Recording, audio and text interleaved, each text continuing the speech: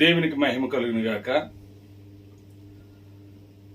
మరి ఈ తమ్నెయిల్ చూసి చాలామంది కూడా ఫినేహస్ గారికి అనుకూలంగా ఈ వీడియో ఉంటుందని అనుకుంటారేమో. చివరి వరకు ఈ వీడియోని ఎవరో స్కిప్ చేయకుండా చూడాలని మనం చేస్తున్నాను. మరి తమ్నెయిల్ చూస్తే ఫినేహస్ లేచి రోస్టింగ్ చేయగా తెగులు ఆగిపోయాను అని ఉంది. మరి ఏంటి ఇలా పెట్టారని చాలా మంది అనుకోవచ్చు. నిజమే, ఫినేహస్ గారు కొంతమంది దైవజనురాలు విషయంలో ఆయన అనేక వీడియోలు చేశారు. వారిలో ఉన్నటువంటి తప్పులు పొరపాట్లను ఎత్తి చూపించారు. నిజంగా వారు సరి చేసుకుంటే తెగులు ఆగిపోద్ది. సరి చేసుకోకపోతే మనం ఏమి చేయలేము. అయితే ప్రభునందు ప్రియులారా, ఫినేహస్ గారిని నేను 100% ఒప్పని అంటలేదు, అభినందించట్లేదు. కొంత మట్టుకు చాలా మట్టుకు ఈరోజు మరి క్రైస్తవ్యం ప్రక్కదారి పట్టి గొప్ప గొప్ప దైవజనులు అనబడిన వారే కొన్ని తప్పుదాలు చేస్తున్నప్పుడు ఇలాంటి వారు హెచ్చరించట్లో తప్పులేదు. సరి చేసుకుంటే తెగులు ఆగిపోద్ది, దేవుని ఉగ్రత రాకుండా. ఇది మంచిదే. అయితే మరి ఫినేహస్ గారు ఇలాగ చెప్తున్నప్పుడు నేను కూడా ఆలోచించినప్పుడు నాకు తెలిసిన ఒక దైవజనుడు సైంటిస్టులని అనామకులు అన్నాడండి. సైంటిస్టులని అనామకుడు అని ఎందుకు అన్నాడంటే, సైంటిస్టులు దేవుడిని నమ్మరు కాబట్టి. దేవుడిని నమ్మనంత మాత్రాన్ని వాళ్ళు అనామకులు అయిపోతారా? సైంటిస్టులు దేవుడిని ఎందుకు నమ్మరంటే, సైన్స్ ప్రమాణబద్ధమైనది. దేన్నైనా నమ్మాలి అంటే వాళ్ళకి అది నిరూపించబడాలి. గుడ్డిగా దేన్ని కూడా లేని దాన్ని వాళ్ళు నమ్మరు. అయితే వాళ్ళు నమ్మి టైం కూడా రావచ్చు. అంత మాత్రాన అనామకులని అనలేము. ఎందుకంటే మనం వాడుతున్నటువంటి పిన్ను మొదలుకొని ఈ సెల్ ఫోను, ఈ ఫ్యాను, ఏసీ, ఈ కార్లు, ఇవన్నీ కూడా సైంటిస్టులే కనిపెట్టారు.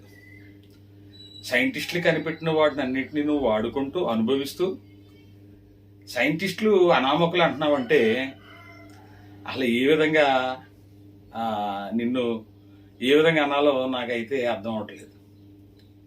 ఇదే దైవజనుడు కరోనా టైంలో కరోనా వస్తే 3 లక్షల ప్యాకేజీ తీసుకుని చక్కగా హాస్పిటల్ అడ్మిట్ అయ్యి సెలవులు అయి పెట్టించుకున్నాను. సైంటిస్టులు కనిపెట్టిన మందులు కావాలి నీకు, కానీ సైంటిస్టులు మాత్రం అనామకులు. చూడండి ఎంత వెర్రితనమో ఒకసారి ఆలోచన చేయండి ప్రభునందు ప్రియులారా. అలాగే ఈయన మరి ఇంకో మాట కూడా అన్నారు. ఏంటంటే విద్య గలవాడు ఎంత పశువు, విద్య గలవాడు ఎంత పశువు అన్నారు. అదేంటి మనం విన్నదేంటి? విద్య లేనివాడు ఎంత పశువు అని ఉంది సూక్తి. కానీ దైవజనులు అన్నారు విద్య గలవాడు ఎంత పశువు అని. ప్రసంగి గ్రంథంలో అధిక విద్య పిచ్చి పుట్టిస్తుంది అని దేవుని వాక్యం చెప్పింది. కాబట్టి గొప్ప గొప్ప ఇంజనీర్లు బ్రిడ్జిలు కట్టి అయి కట్టి ఈ కట్టి కూలిపోతున్నాయి అని చెప్పి చాలామంది పిల్లల్ని మీరు స్కూల్కి వెళ్ళొద్దు, చదువుకోవద్దు అని చెప్పి తల్లిదండ్రులు ప్రేరేపించి నా బైబిల్ కాలేజీలో జాయిన్ చేయండి, వీళ్ళకి విజ్ఞానం నేర్పిస్తాను, జ్ఞానం నేర్పిస్తానని చెప్పి చదువు సంజలు లేకుండా, ఒకవేళ చదువు అక్కడ చెప్పినా మరి ఆయన టైటిల్ పెట్టకూడదు, విద్య గలవాడు ఎంత పశువు అనేది వాడకూడదు. కాబట్టి చాలా మందిని ఆ విధంగా ఉన్నత చదువులు చదువుకోకుండా, విజ్ఞానం పెంచుకోకుండా, నిజంగా ఈరోజు చదువు అనేది 3వ నేత్రం అని పెద్దలు అంటారు. చదువు అనేది ప్రతి ఒక్కరికి అవసరం. చదువుకుంటే ఇంకా డీప్గా బైబిల్ని మనం అధ్యయనం చేసి, ఇంకా చరిత్రను, వేరే గ్రంథాలను అధ్యయనం చేసి మనం ఇంకా ముందుకు వెళ్ళగలుగుతాం. చదువు లేకపోతే ఏంటండి, 200 సంవత్సరాలు వెనక్కి వెళ్ళిపోతాం, మనం అజ్ఞానంలోకి వెళ్ళిపోతాం విజ్ఞానం లేకపోతే. అయితే ఈ దైవజనుడు మరి వాళ్ళని తరబిదిస్తే పిల్లలకి వాళ్ళు ఏం చేస్తున్నారు, తొడకొట్టి మీసం తిప్పి సవాలు చేసేటప్పటికి తల్లిదండ్రులు మురిసిపోతున్నారు. ఎవరికైనా ఉపయోగం అయ్యి పిల్లలు చదువుకుని చక్కని ఉద్యోగాలు చేస్తూ ప్రభువులో సాగితే అది ఎంతో ఆశీర్వాదకరము, దీవెనకరము.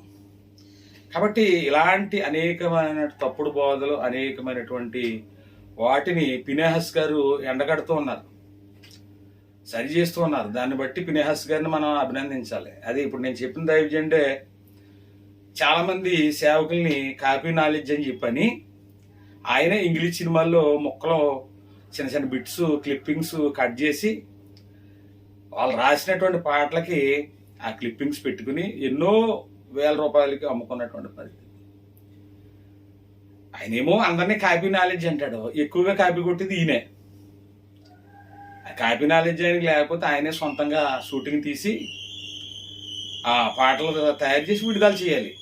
నువ్వు ఎక్కడో ఇంగ్లీష్ సినిమాల్లో సునామీ వచ్చినట్టు, అవి వచ్చినట్టు, ఇవి వచ్చినట్టు విపత్తులు ఇవన్నీ చూపించి నువ్వు కాపీ కొట్టేసి మిగిలిన సేవకులు నువ్వు కాపీ కొట్టుకోవడంలో తప్పని అంటలేదు, అందరూ తీసుకుంటూ ఉంటారు. కానీ మిగిలిన సేవకుల్ని కాపీ నాలెడ్జ్ గాళ్ళు అని చెప్పేసి అనటం అనేది అది మంచిగా లేదు. ఇలాంటివి ఎన్నో ఉన్నాయండి. ఇలాంటివన్నీ ఎండగడుతూ ఫినెహాస్ గారు ముందుకు వెళ్తారు, చాలా సంతోషం. అయితే ప్రవీణ్ కుమార్ గారి విషయంలో ఆయన ఎంతో ఆకాశానికి హెచ్చించేశారు. అది హెచ్చించవలసిన అవసరం లేదు, ఎందుకంటే ఆయన భాషలు మాట్లాడవచ్చు. స్వస్థతలకి ఏముందండి? యేసుప్రభు వారు అన్నారు, నా నామన లేక నా పేరట అనేకులు వచ్చి ఆకాశం నుండి భూమి మీదకి సూచక్రియలు మహత్కార్యాలు చేస్తారా, వాళ్ళు వెంట వెళ్ళిపోవద్దు అన్నట్టు. ఈయన కంటికి కనబడని ఈ చేస్తున్నాడు అద్భుతాలు. కంటికి కనబడేలాగా యేసుప్రభు నామం ఉచ్చరించే సూచక్రియలు మహత్కార్యాలు చేస్తారంట. ఆకాశం నుండి అగ్ని దిగిరా అంటే దిగి వస్తుందంట. అలాంటి వారు అంటే మీరు వెళ్ళొద్దు అన్నప్పుడు ప్రవీణ్ కుమార్ గారు తోపని, ఆయన గొప్పవాడని, మరి ఫినెహాస్ గారు ఆయన అంత హెచ్చించవలసిన అవసరం లేదు. ఆయన కంటే గొప్ప వాళ్ళు ఉన్నారు, జాన్ వెస్లీ రాజమండ్రి. ఇంకా మరి ఫినెహాస్ గారు విమర్శించినటువంటి సేవకులు చాలా మంది ఉన్నారు ప్రవీణ్ కుమార్ గారి కంటే గొప్పవాళ్ళు. కాబట్టి నేను అనుకుంటున్నాను ఆయన భాషలు మాట్లాడే వారిని వాళ్ళు ఎంత ఇదిగా ఉన్నా మరి ఈ విధంగా చూస్తారేమో అని అనుకుంటున్నాను. భాషలు మాట్లాడుతుంటే మంచిది, భాషలు అనేవి క్షేమాభివృద్ధి. నాకు భాషలు రావు మాట్లాడదామంటే, దేవుడు మరి తలంతు దీవునిస్తే తప్పనిసరిగా మాట్లాడడానికి ప్రయత్నం చేస్తాను. కాబట్టి మరి ఫినెహాస్ గారు చాలా మంది విమర్శిస్తున్నారు, మంచిదే. కొన్ని సందర్భాల్లో ఆ ప్రేమతో చెప్పడం కూడా మంచిదని నేను తలస్తూ ఉన్నాను. ప్రేమతో చెప్పడం వల్ల కూడా ఉపయోగం ఉందేమో అని తలస్తూ ఉన్నాను. ఇదేమైనా నాకు ఈ విధంగా అర్థమైంది. మరి నేను కూడా ఫినెహాస్ గారికి సబ్స్క్రైబర్ని కాబట్టి అడిగే హక్కు, నాకు ప్రశ్నించే హక్కు ఉంది. మరి ఎందుకో బెల్లంపల్లి ప్రవీణ్ గారి విషయంలో ఫినెహాస్ గారు రాజీ పడిపోయినట్లుగా అనిపిస్తుంది. మీరు అలాగే రాజీ పడకుండా ముందే విధంగా వీడియోలు చేశారు, అలాంటి వీడియోలు చేస్తారని ఆశిస్తూ ఉన్నాము. రానున్న దినాల్లో మంచిగా అందరికీ క్షేమాభివృద్ధి కలిగేలా, సరి చేసుకునేలాగా మరి మంచి వీడియోలు అందిస్తారని మరి తెలియజేస్తూ ఈ మాటలు ముగిస్తున్నాను.